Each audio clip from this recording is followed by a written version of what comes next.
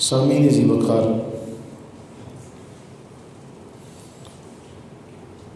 اللہ جل وعلا کا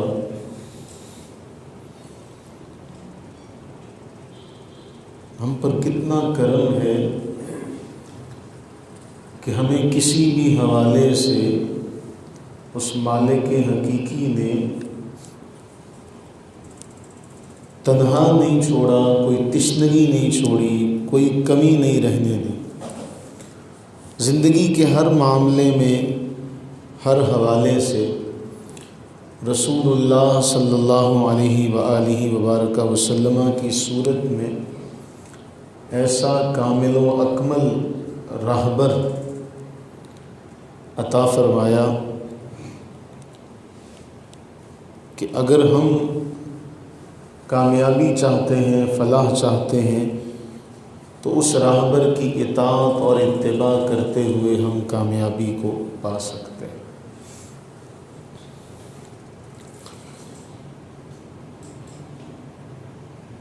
چونکہ رمضان کا مقدس مہینہ ابھی گزرا ہے،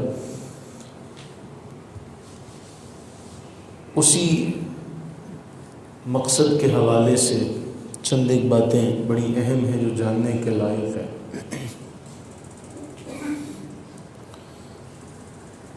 اللہ تعالیٰ نے تمام ادیان میں دین اسلام کو پسند فرمایا، اپنی جامعیت کے اعتبار سے، اپنی کاملیت کے اعتبار سے، اس کے اندر تمام شعبۂ زندگی اللہ تعالیٰ نے ان کی ہدایت، رہبری، رہنمائی اسی میں رکھ دی ہے۔ سورہ آل عمران آیت نمبر ہے 79، اللہ تعالیٰ ایک بات ارشاد فرما رہے ہیں۔ جب رسول اللہ صلی اللہ علیہ وسلم تشریف لائے اور لوگوں کو دعوت دینے لگے تو منافقوں نے یہ شور مچایا کہ یہ تو یہ چاہتے ہیں کہ لوگ میری اطاعت کریں، میری بندگی کریں، میری عبادت کریں۔ اس موضوع کے اعتبار سے قرآن کریم میں متعدد آیات ہیں۔ مثلا توحید کا جو شعبہ ہے وہ اتنا مؤثر ہے کہ ہر نبی اپنے اپنے زمانے میں اسی کی ترویج اور اسی کی اشاعت کرتا ہوا آپ کو نظر آئے گا۔ تو ان کے ذہن میں یہ خانہ تھا، یہ بات تھی کہ جیسے یہودیوں نے عزیر علیہ السلام کو اللہ کا بیٹا قرار دیا، عیسائیوں نے عیسیٰ علیہ السلام کو اللہ کا بیٹا قرار دیا، تو یہ بھی اسی طرح چاہتے ہیں۔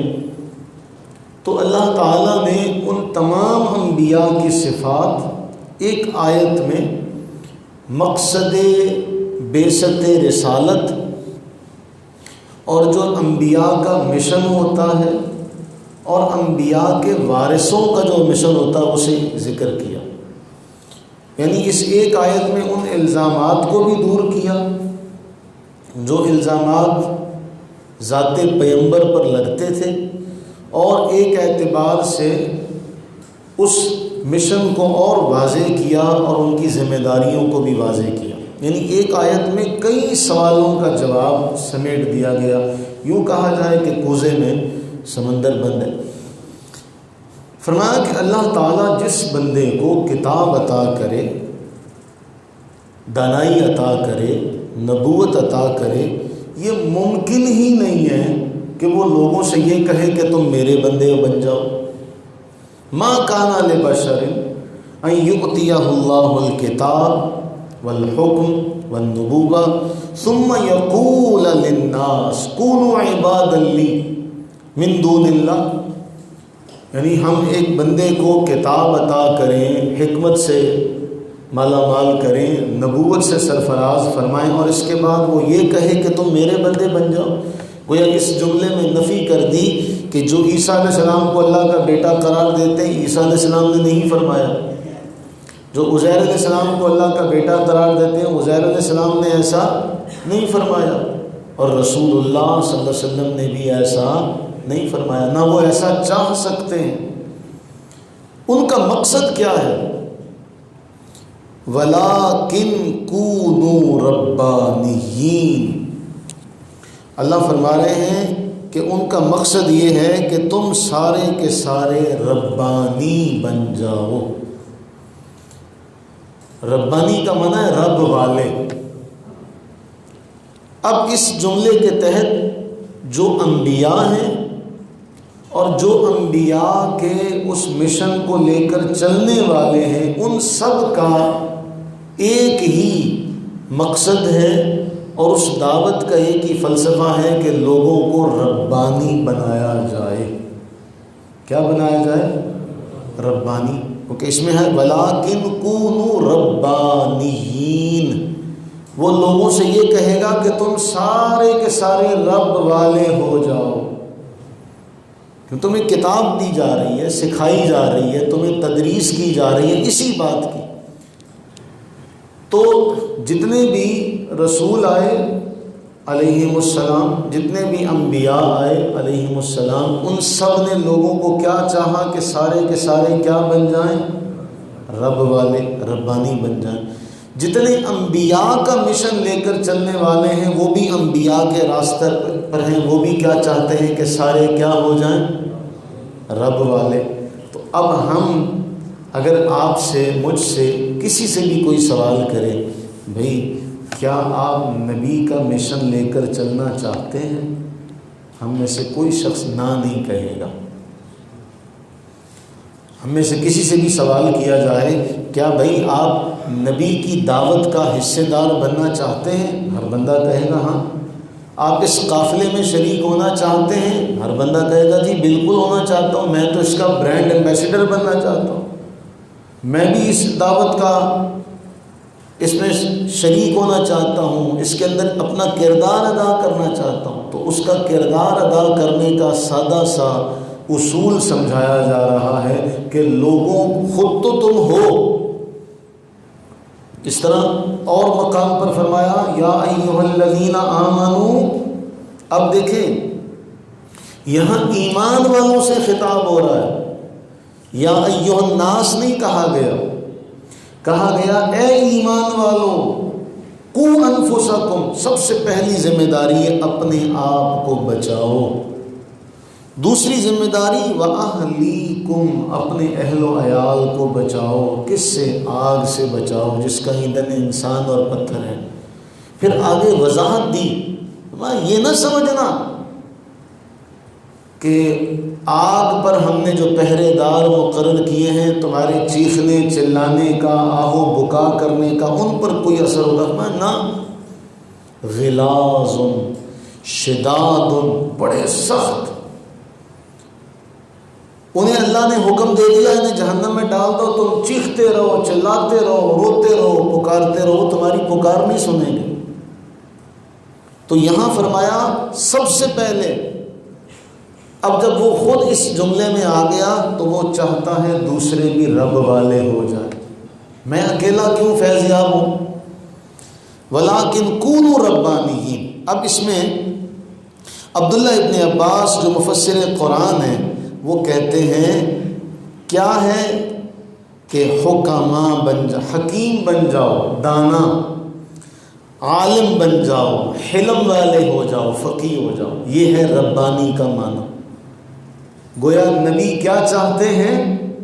سارے انبیاء عموم اور بالخصوص رسول اللہ صلی اللہ علیہ وسلم کیا چاہتے ہیں کہ تم سارے حکما، عبداللہ ابن عباس بیان کر رہے ہیں، تم کیا بنو؟ حکما، علماء، حلما، فقہا۔ اب رسول اللہ صلی اللہ علیہ وسلم کی یہ منصب نبوت کی اس حیثیت سے اوصاف نبوت میں یہ بات بیان ہو رہی ہے کہ نبی یہ چاہتے ہیں کہ سارے کے سارے کیا ہو جائیں؟ رب والے ہو جائیں، ربانی ہو جائیں۔ آپ، میں، ہم سارے کیا ہو جائیں؟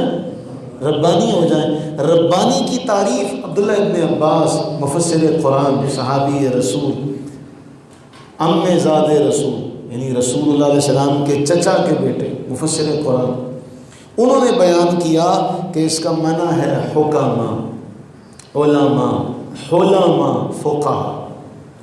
یہ ہے ربانی کی 4 صفات۔ حکمت والے، کیا؟ حکمت والے، علم والے، حلم والے، فقیہ۔ اب ولیکن کونوا ربانیین، نبی یہ نہیں چاہتا کہ تم نبی کو اللہ مان لو، نبی یہ چاہتا ہے کہ تم رب والے ہو جاؤ، تم حکماء میں، علماء میں، حلماء میں، فقہاء میں تمہارا شمار ہو جائے۔ یہ 4 چیزیں ہیں۔ اب ان چاروں کے لیے جن جن چیزوں کی ضرورت ہے رسول اللہ نے اپنی امت کو وہ چاروں عطا کر دی، کوئی چیز چھپا کر نہیں رکھی، کسی کو چھپا کر نہیں رکھا۔ یہ ربانی بنانے کے لیے رسول اللہ صلی اللہ علیہ وسلم نے سارے کے سارے معاملات اپنی امت کے سامنے رکھے۔ اور فقہاء نے پھر 3 باتیں بڑی اہم اس پہ ذکر کی، جسے امام فخر الدین رازی رحمہ اللہ نے لکھا۔ وہ سب سے پہلی ربانی کی صفت ہے کہ خیر سیکھے، خیر، دوسرا سیکھی ہوئی خیر پر عمل کرے، نمبر 3 دوسروں کو وہ خیر سکھائے۔ ربانی کی 3 سادہ سی نشانیاں امام فخر الدین رازی نے بیان کر دی۔ اللہ کیا چاہتے ہیں؟ اللہ نے قرآن میں ذکر کیا کہ میں نے نبی بھیجا، نبی کی ذمہ داری یہ ہے کہ وہ تم سب کو کیا بنائے؟ ربانی بنائے۔ اب ربانی کی ایک تعریف ہم نے پڑھی عبداللہ ابن عباس رضی اللہ عنہما کی زبانی، کیا بنائے؟ حکماء، علماء، حلماء، فقہاء۔ اب نبی نے اس میں کسی کی تخصیص نہیں کی کہ فلانا بنے فلانا بنے، سارے ہی۔ اور امام رازی نے کیا لکھا؟ ربانی کے لیے 3 صفات کا ہونا ضروری ہے۔ نمبر 1 خیر سیکھے، جتنی بھی خیر کی باتیں ہیں وہ دین کے اعتبار سے ہیں، وہ دنیا کے اعتبار سے۔ یاد رہے، دیکھیں ہم کس قدر خوش نصیب ہیں، کس قدر خوش نصیب ہیں دین فطرت کے حوالے سے۔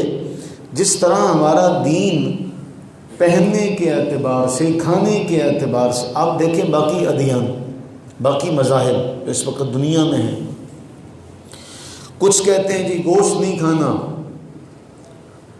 آپ نے کچھ کھانے کی چیزوں پر پابندی لگا دی کہ یہ چیزیں نہیں کھانی، کچھ پہننے کی چیزوں پر پابندی لگا دی، یہ نہیں پہننی، زندگی گزارنے کے لیے کچھ حدود و قیود نافذ کر دی، شادی نہیں کرنی۔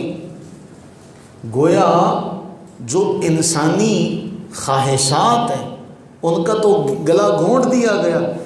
اللہ تعالیٰ نے ہمیں دین فطرت پر رکھا کہ کسی فطرت کا گلا نہیں گھونٹا، خواہش کا، کسی خواہش نفس کا گلا نہیں گھونٹا۔ آپ کا جو جی چاہے پہنیں، آپ کا جو جی چاہے کھائیں، لیکن اس دائرے کے اندر رہتے ہوئے جو شریعت نے مقرر کیا۔ بتائیے، جو شریعت نے مقرر کیا اس میں کوئی ایک بھی شے ہے جو ہمارے فائدے کی ہے اور شریعت نے اسے کھانے سے منع کیا؟ تلاش کریں، تلاش کریں کوئی ایک بھی کھانے کی شے جو ہمارے لیے فائدے کی ہو اور شریعت نے کہا ہو یہ نہیں کھانی۔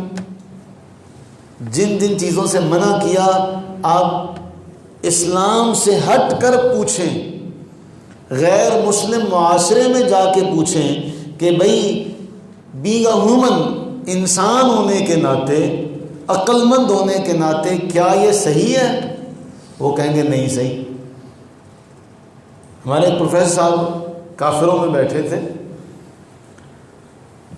اب کافر معاشرہ بھی وہ جو جیسے سنے کہ یہ مسلمان ہیں طنز سمجھتے، انہوں نے ایک بات کہی، انہوں نے کہا کہ یار مجھے بتاؤ، اچھا انسان شراب پینے والا ہوتا ہے یا شراب کو چھوڑنے والا ہوتا ہے، شراب سے دور رہنے والا ہوتا ہے؟ اچھا انسان کسے آپ کہتے ہیں؟ کسے کہیں گے؟ اب دین فطرت میں یہ بات پہلے سے موجود ہے، دین فطرت میں یہ بات پہلے سے موجود ہے۔ رسول اللہ صلی اللہ علیہ وسلم نے اتنی بڑی بات فرمائی، فرمایا جہاں سے حکمت کی بات ملے لے لو، یہ تو تمہاری ہی گمی ہوئی چیز ہے۔ یہ جملے کی ہم اس کی گہرائی کو اگر پا لیں، اس کی قیمت نہیں ہم دے سکتے۔ فرمایا الحکمت کلمۃ الحکمت دالۃ المومن، او کما قال، اس طرح کا جملہ ہے کہ جو حکمت کی بات ہے وہ تو تمہاری ہے، یوں سمجھ لو کہ تم سے گم ہو گئی تھی، تمہیں ملی ہے۔ اب آپ دیکھیں، ایک چیز ہے آپ کی ہے، رسول اللہ علیہ السلام نے حکمت تمہاری ہے، دانائی تمہاری ہے، خیر تمہاری ہے، جہاں سے ملے سمجھو یہ میری ہے۔ مثلا ایک مثال دے دیتے ہیں، دعا کریں اللہ تعالیٰ اس سے محفوظ رکھے۔ بھئی آپ کو نظر آ جاتا ہے کہ یار یہ جوتی جو ہے میری ہے، سال پہلے یہاں سے اٹھا لی گئی تھی، آپ کو سال بعد نظر آتی ہے، آپ اسے پہچان لیں گے کہ نہیں؟ پہچان لیں گے۔ کوئی آپ کی گھڑی کئی سالوں کے بعد آپ کے ابا جی کی کوئی چیز اس نے اٹھا لی، آپ دیکھیں گے تو پہچان لیں گے کہ نہیں؟ رسول اللہ نے تشبیہ دی تو ایسی شے سے دی کہ تمہاری ہی گمی ہوئی چیز تھی، اور جب تمہاری ہی گمی ہوئی چیز تمہیں ملے، تمہاری ہی گمشدہ چیز تمہیں ملے تو تم اسے چھوڑتے ہو؟ فرمایا خیر سیکھے، یہ معمولی سا جملہ نہیں ہے، امام راضی رحمہ اللہ نے جو جملہ لکھا، خیر سیکھے، جو بھی خیر کی بات ہے، ربانی ہونا، چونکہ رب والے تو جو رب والا ہوگا اس میں صفات بھی اللہ تعالیٰ کے معاملے اور ذات کے اعتبار سے ہونی چاہیے، کیونکہ اس کی نسبت ہو رہی ہے رب کی طرف۔ جس طرح رب تعالیٰ ہر ایک کو دیتا ہے، ہر ایک کو نوازتا ہے، چونکہ یہ بھی رب والا ہے تو اس کے اندر بھی ان صفات کا ہونا ضروری ہے۔ تو پہلی امام راضی نے کہا خیر سیکھے۔ دوسری، اب جب خیر سیکھ لی ہے، تمہیں اتنی بڑی دولت ملی، تم پہلے خود اس میں عمل کرو۔ قرآن نے اس حوالے سے فرمایا اتأمرون الناس بالبر وتنسون انفسکم، لوگوں کو تم خیر کا حکم دیتے ہو، لوگوں کو بتاتے ہو کہ یہ کام خیر ہے، یہ کام خیر ہے، یہ کام نیکی ہے، خود کیوں نہیں کرتے؟ اپنے آپ کو کیوں بھلا دیتے ہو؟ دوسرا امام راضی نے فرمایا سیکھی ہوئی خیر پر عمل کرے۔ جب ایک سیکھ لی، اس پہ عمل کر لیا، پھر فرمایا دوسروں کو وہ خیر سکھائے۔ اور جب یہ دونوں کام حاصل ہو جائے نا، کہ خود کے پاس خیر ہو اور وہ خود خیر پر عامل ہو، تو وہ کبھی بھی یہ نہیں چاہے گا کہ دوسرا اس سے معلوم ہوگا کہ دوسرا بھی یہ کام کرے۔ دیکھیں، دنیا داری کی ایک مثال لے لیں، اگر ہم میں سے کسی کے پاس گاڑی ہے، اللہ سب کو اچھی سواری عطا فرمائے، اور یہ ذہن میں رکھیے اچھی سواری یہ دین متین کی تعلیمات سے ثابت ہے۔ کسی کے پاس سواری اچھی ہے، ایمانداری سے بتائیے گا، اس کی جو بھی حیثیت ہے اس اعتبار سے کوئی بھی سواری اس کے پاس ہے۔ ایک شخص کے پاس سواری ہے، وہ اپنی ہی جیسی سواری کسی دوسرے کے پاس دیکھتا ہے، لیکن اس کے اوپر گرد و غبار ہے، گندگی ہے، بتائیے یہ اس کی سواری تو نہیں ہے، لیکن وہ کیا کہے گا؟ جس طرح کا اس کی سوسائٹی کا اٹھنا بیٹھنا ہوگا وہی جملے وہ کہے گا، وہ اللہ کے بندے اس کو صاف تو کر لے، کہے گا کہ نہیں کہے گا؟ بولیے، کہے گا۔ اب بندہ پوچھے بھئی گاڑی تو تیری نہیں ہے، اس کی گاڑی ہے، وہ صاف ستھرا رکھے نہ رکھے، گندا رکھے، تجھے اس سے کیا؟ پیسے لگیں گے تو اس کے لگیں گے، نقصان ہوگا تو اس کا ہوگا، لیکن جیسے ہی وہ گاڑی گزرے گی، اور اگر اس سے پرانے ماڈل کی ہو اور اچھی سنبھال کے رکھی ہوئی ہو تو جملہ داد و تحسین کا نکلے گا کہ نہیں؟ بڑی سام کے رکھی ہے۔ اور اگر اس کے بعد والے ماڈل کی ہو اور اس سے آگے نکل جائے کہ کوئی حال نہیں ہے، میرے سے بعد لی ہے اور اسے سنبھالی بھی نہیں ہے، بلا تشبیہ اور بلا تمثیل، جس بندے کو اللہ خیر عطا کر دے اور وہ خود بھی اس پر عامل ہو، اس کی تمنا اور خواہش ہوتی ہے کہ باقی دوسرے بھی اس پہ عمل کریں۔ ਚੱਕੀ ਜਿਹੜਾ ਮਨੀਰ ਹੈ ਉਹਦੀ ਵਾਲ ਦਾ ਜਿਹੜਾ ਡੈਥ ਹੋ ਗਈ ਕਮਾਈ ਬਾਹਰ ਆਈ ਬਾਹਰ ਦੇ وسیم دسو۔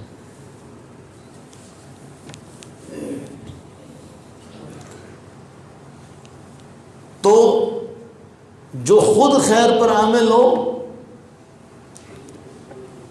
وہ سیکھی ہوئی خیر پر عمل کرنے کے بعد اس بات کا بھی ہوتا ہے کہ اب دوسرے بھی اس پہ عمل کریں، وہ اس بات سے کبھی بھی ہچکچاہٹ محسوس نہیں کرتا۔ آگے چلتے ہیں۔ رسول اللہ صلی اللہ علیہ وسلم نے اپنی مثال ارشاد فرمائی، اور ہم نے اس سے پہلے کئی بار یہ مثال پڑھی ہے، اس کے جملوں پر آپ غور کیجئے گا۔ صحیح بخاری اور صحیح مسلم کی یہ روایت ہے۔ رسول اللہ صلی اللہ علیہ وسلم فرماتے ہیں، مثل ما بعثنی اللہ بہ من الہدی والعلم، جو اللہ نے ہدایت اور علم مجھے دے کر بھیجا، جو ہدایت اور علم اللہ نے مجھے دے کر بھیجا، کہتے ہیں اس کی مثال فرمایا کمثل الغیث الکثیر اصاب ارضا۔ رسول اللہ فرماتے ہیں صلی اللہ علیہ وسلم، جو خیر میں دے کر بھیجا گیا اس خیر کی مثال اس بارش کی طرح سے جو بڑی کثیر زمین پر موسلا دھار برسنے والی بارش، جو بہت زیادہ زمین کا احاطہ کرنے والی، بعض اوقات ایک چھوٹی سی بدلی ہوتی ہے، ایک چھوٹی سی زمین کے قطعے پر کونے پر برستی ہے، نہیں، فرمایا ایسا غیث کثیر جو بہت زیادہ زمین کو سیراب کرنے والا ہو۔ فرمایا فکان منہا نقیہ قبلت الماء فانبتت القلع والعشب الکثیر۔ اب فرمایا میری مثال کیسی ہے؟ برسنے والی موسلا دھار بارش کی طرح سے جو بڑی کثیر زمین پر برسنے والی ہو۔ اب اپنی مثال دینے کے بعد فرمایا کچھ زمین ایسی تھی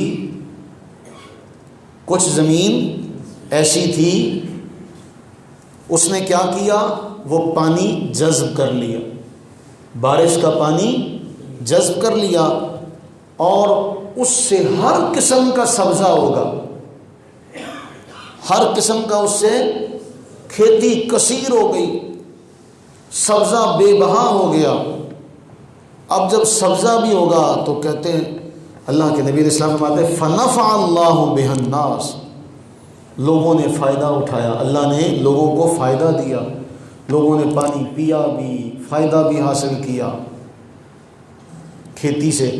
ایک تو یہ زمین ہے، دوسری وہ زمین تھی جہاں پانی جمع ہو گیا، نہ پانی زمین کے اندر گیا نہ وہاں سے پانی ضائع ہوا، وہاں پر ٹھہر گیا۔ ان دونوں زمینوں کے بارے فرمایا پہلی زمین سے لوگوں نے پھل حاصل کیے، سبزی حاصل کی، زراعت فائدہ اٹھایا، دوسری سے خود بھی پانی پیا، جانوروں کو پانی پلایا، اپنے روزمرہ کے استعمال کے لیے لیا۔ فرمایا ایک ایسی زمین بھی تھی کہ جو نہ پانی کو جذب کر سکی اور نہ پانی کو ٹھہرا سکی، اس پر پانی پڑا اور بہہ گیا۔ فرمایا یہی ہے میری مثال، جو علم اور ہدایت دے کر میں بھیجا گیا، بعض لوگ ایسے ہیں جو ہدایت اور علم میں لے کر آیا تھا، انہوں نے وہ کیا کیا، جذب کر لیا، اور جب وہ جذب کیا تو پھر اس سے ایسے ایسے فصل، ایسے ایسے باغات اگے کہ لوگوں نے فائدہ اٹھایا۔ اور کچھ ایسے تھے جو میری لائی ہوئی، میرے ساتھ لائی ہوئی، میرے ساتھ بھیجی گئی ہدایت کو حاصل نہ کر سکے۔ اب اس میں ایک بات بہت اہم ہے، وہ کیا ہے؟ جو زمین ہے وہ ہیں ہم لوگ۔ وہ کون ہے؟ ہم میں سے کئی لوگوں کے کان میں آواز پڑتی ہے، آؤ کامیابی کی طرف۔ خیر کا پانی پہنچا؟ خیر کا پانی پہنچا؟ سنا؟ دل میں تڑپ پیدا ہوئی، قدم خود بخود اٹھے، ہم گئے، آواز پر لبیک کہا، ہم نے اپنی ذمہ داری پوری کی۔ یہ تو ہو گئی وہ زمین جس نے سنا، فصل اگی، خود بھی حاصل کیا، لوگوں کو بھی سیراب کیا۔ جو تیسری زمین ہے، اب دیکھیں کئی لوگوں کے کانوں میں جملہ تو جاتا ہے۔ اب اگر زمین کے اعتبار سے صرف مسئلہ پوچھا جائے کہ بھئی آپ کیا چاہتے ہیں کہ آپ کو زمین کا ٹکڑا، ایک قطع اراضی آپ کو دے دی جائے جو بنجر ہو، اور اس کے بالمقابل آپ کو یعنی ایک بے بہا اراضی آپ کو ملے جہاں کچھ بھی نہ ہوگے۔ یوں سمجھ لیا جائے کہ کسی کو 2-4 کھیت بنجر زمین کے دے دیے جائیں، اور اس کے بالمقابل کسی کو چند مرلے زمین ملے جہاں سے فصل اگتی ہو، 1 کنال جہاں سے فصل اگتی ہو، تو وہ کئی کھیتوں کو قربان کر دے گا۔ ایسا ہی کرے گا کہ نہیں کرے گا؟ آپ کسی کو کہیں یار یہ کھیت پڑے ہیں لیکن یہاں کلر لگا ہوا ہے، یہاں اگتا کچھ نہیں ہے، بنجر زمین ہے، اسے تم لے لو، اور اس کے بالمقابل آپ چند مرلوں والی جگہ لے لیں گے، بھئی یہاں سے فائدہ تو ہوگا۔ اب اللہ کے نبی علیہ السلام نے اپنی مثال بھی دے دی اور لوگوں کی مثال بھی بتا دی۔ اب ہمارے اوپر ہے کہ کون اس ہدایت کو لے کے ظاہر کرتا ہے اور کون اس ہدایت کو اپنے لیے بھی فائدہ مند نہیں کرتا، کون اس ہدایت سے خود بھی فائدہ نہیں اٹھاتا۔ اور یہ ذہن میں رکھیے، رسول اللہ صلی اللہ علیہ وسلم نے یہ ذمہ داری عائد کی ہے، اور اسے میں قرآن کی آیت، اب وہ ٹائم تھوڑا ہے، قرآن کی آیات میں فرمایا وَلْتَكُمْ مِنْكُمْ أُمَّةٌ، اور اس میں جو لام ہے یہ وجوب کا ہے، واجب کرتا ہے اس بات کو کہ تم میں ضرور ایسا ہو، ایسی ہونی چاہیے جماعت جو لوگوں کو خیر کی طرف بلائے، نیکی کی دعوت دے، برائی سے روکے۔ اس کے تحت جو حدیث بخاری میں آتی ہے، فرمایا بلغوا عنی ولو آیا، ایک بھی بات میری تم تک آئے تو تم پر لازم ہے دوسروں تک پہنچاؤ، تم پر لازم ہے دوسروں تک پہنچاؤ۔ اب یہ وہ لوگ ہیں جن کے کانوں میں ہدایت کی آواز پڑی، انہوں نے خود بھی سیکھا۔ ظاہر سی بات ہے بھائی، دیکھیں جو نیک شاگرد ہوتا ہے، اچھا جو اولاد ہوتی ہے، یا جو اچھا ماننے والا سعادت مند جو بیٹا ہوتا ہے، وہ صرف اس کے کانوں میں آواز پڑے کہ یار ہمارے، یوں کہہ لیا جائے، اگر کسی بزرگ کی، کسی پیر صاحب کی یہ خواہش ہو کہ میرے سارے مریدوں کو یہ کام آئے اور جو یہ کام کرے گا وہ میرا منظور نظر ہوگا، تو بولیے کوئی بھی اس کو کرنے سے پیچھے نہیں ہٹے گا۔ بھئی عام طور پہ ہر شیخ نے کچھ نہ کچھ چیزیں بنائی ہوتی ہیں، مثلا بعض حلقہ احباب میں ہوتا ہے جی جس نے اتنی بار درود پڑھا وہ میرا خاص منظور نظر ہو جائے گا، تو ہر مرید کی خواہش ہوتی ہے کہ یار میں اتنی بار درود پڑھوں، میرا پیر میرا نام لے لے گا، میں منظور نظر ہو جاؤں گا۔ تو اللہ کے نبی صلی اللہ علیہ وسلم فرما رہے ہیں میری بات اگر پہنچے تو لوگوں تک پہنچاؤ۔ اب ہمیں اختیار دے دیا گیا، چاہے تو پہلی زمین بن جاؤ، چاہے تو پہلی دوسری زمین بن جاؤ، چاہے بنجر زمین بن جاؤ۔ یہ ہمارا معاملہ ہم پر ہے کہ ہم کون سی زمین بننا اپنے لیے پسند کرتے ہیں۔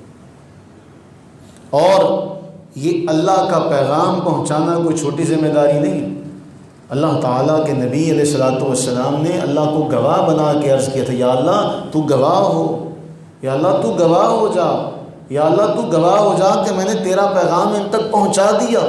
اس کے بعد یہ ذمہ داری عائد کی تھی صحابہ کرام علیہم رضوان پر کہ تم اب ذمہ دار ہو کہ اس بات کو لوگوں تک پہنچاؤ۔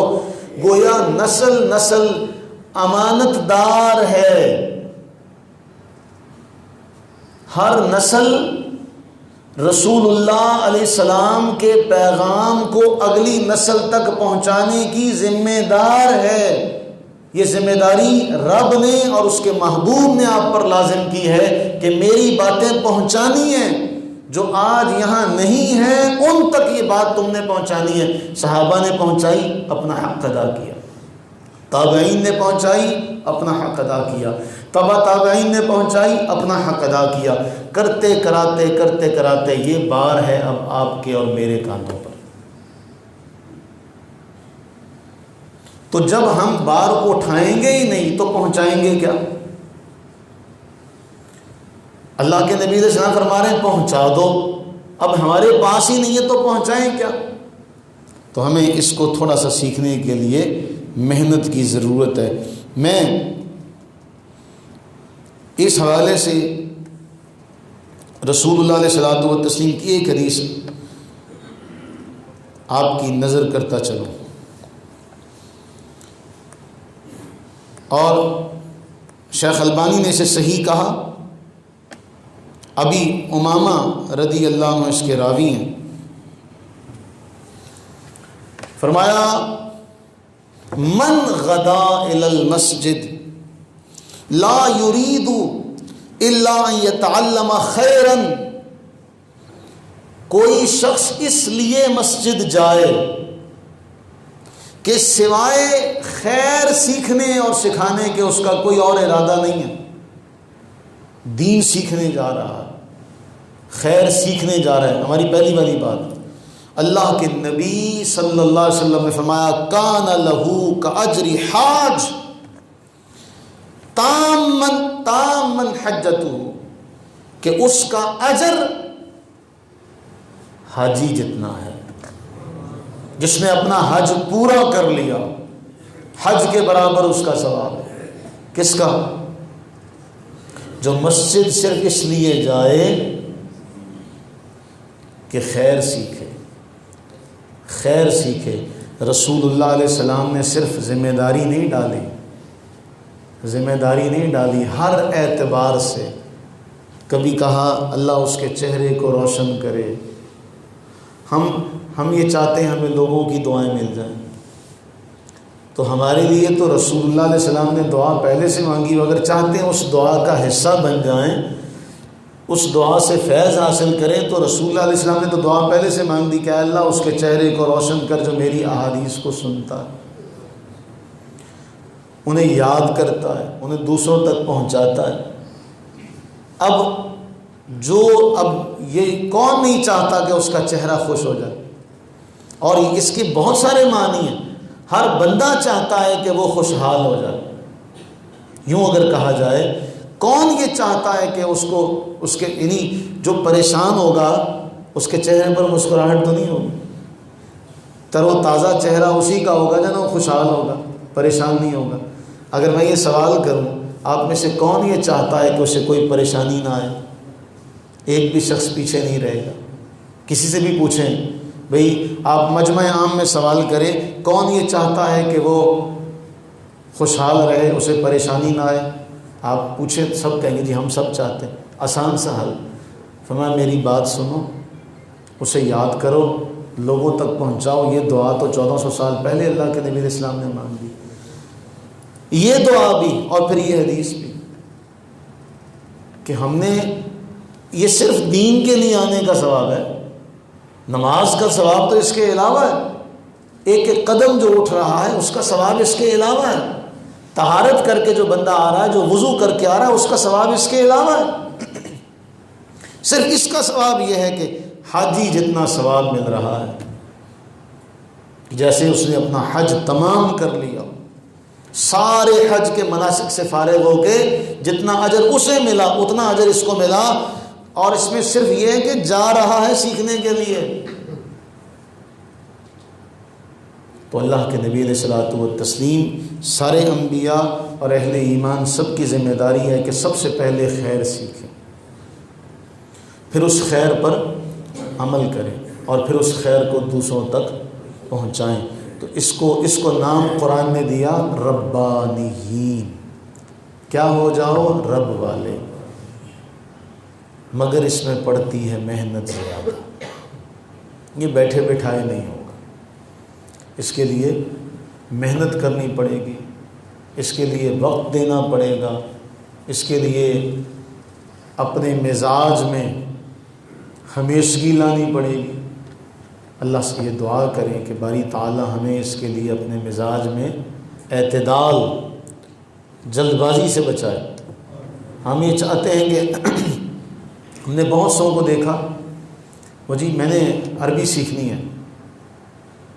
ہمارے ہاں ایک سادہ سا سوال ہے، جو اسکول میں، کالج میں، یونیورسٹی تک جاتے ہیں، ایم اے جنہوں نے کر لیا، اس کے باوجود بھی انہیں انگلش لینگویج کورس کے سیکھنے کی ضرورت پیش آ جاتی، جبکہ وہ 16-17 سال سے انگلش پڑھتے ہوئے آ رہے ہیں، اس کے باوجود انگلش بول نہیں سکتے۔ تو آپ دنیا کی ایک زبان 16-17 سال میں نہیں سیکھ سکے، تو آپ اللہ کا کلام سیکھنا چاہتے ہیں تو اس کے لیے دھیرج رکھنا چاہیے، اس کے لیے حوصلہ رکھنا چاہیے، تحمل رکھنا چاہیے، حلم رکھنا چاہیے، کہ یہ نہیں ہے کہ جی میں آج گیا اور میں آج ہی سب کچھ سیکھ کے نکل آؤں گا باہر۔ اور شیطان پھر کیا کرتا ہے؟